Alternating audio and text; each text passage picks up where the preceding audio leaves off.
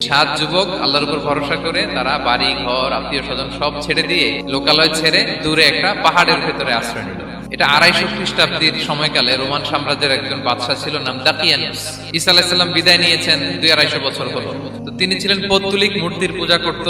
আর তার এলাকায় কেউ যদি ঈসা আলাইহিস সালামের নাম নিত, আখিরাতে বিশ্বাস করত, আল্লাহ বিশ্বাস করত, তাদেরকে তারা পাথর মেরে হত্যা করত।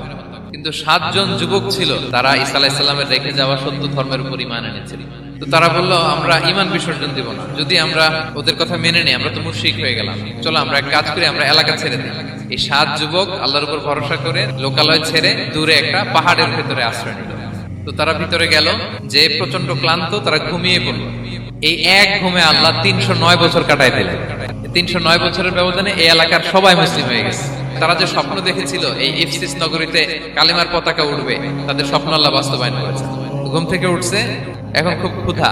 একজনকে তারা বললো যে লুকায় লুকায় চাদর মুড়ি দিয়ে কিছু রুটি নিয়ে আসো বাজার থেকে, যাতে তোমাকে না চিনে। তো সে যে যখন দোকানদারের কাছ থেকে রুটি নিয়েছে আর মুদ্রা দিছে, দোকানদার বলে এই মুদ্রা কোথা থেকে আসলো?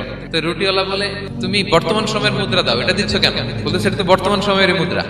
পরে তাকে ধরে ওই সময়কার রাজার কাছে নিয়ে গেছে। তো এটা মিলানোর জন্য তারা 309 বছর আগের দাকিয়ানুস বাদশার সরকারি যে নথিপত্র, ওই পুরাতন ছিঁড়া নথিপত্র তারা বের করলো। বের করে দেখে ঠিকই দাকিয়ানুস নামে এক বাদশা ছিল, আর অনেক শত শত বছর আগে মোস্ট ওয়ান্টেড 7 জন যুবক ছিল, যাদের ব্যাপারে এক্সিকিউশনের অর্ডার ছিল।